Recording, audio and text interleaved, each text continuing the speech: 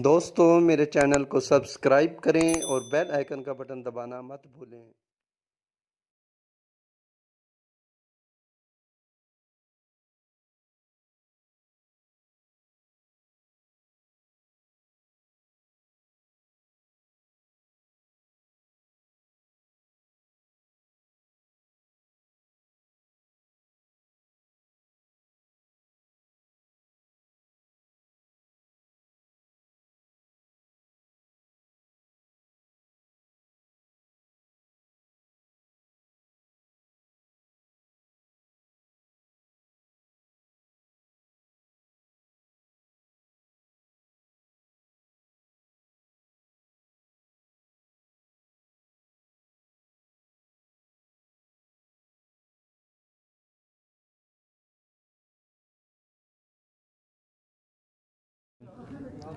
जलालपुर शरीफ के मुकम्मल दुकानदारां दी अज हड़ताल है। सिर्फ बदतखोरी, जुल्म, ज़्यादती, परचे, जुर्माने इदी वजह तो असी लोग सारे परेशान हाँ। असी मुकम्मल तौर पर इंशाअल्लाह जलालपुर शरीफ सुबह मुकम्मल शटर डाउन हड़ताल है।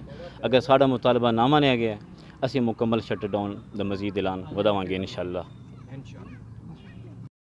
दूसरे तीसरे दिन लोग जुर्माना तो तंग नो दुकानदार इस वजह तो असी बहुत ज़्यादा परेशान हाँ, क्योंकि जिस रेट तय सन वो मतलब कि मजबूर कर देने इस चीज़ रेट विचो सन वो चीज़ां उस रेट तक खरीद भी नहीं मिलदियाँ। असी बहुत परेशान हाँ। हर दुकानदार चीनी की वजह तो ज़्यादा असी परेशान हाँ। चीनी 88 रुपये मिलती है, वो दिन 70 रुपये बेचो, असी किस तरह 70 रुपये बेचिए। ठीक है, इस वजह तो असा लोग जितने भी दुकानदार हाँ सारा इतफाक किया कि सुबह मुकम्मल हड़ताल हो सी।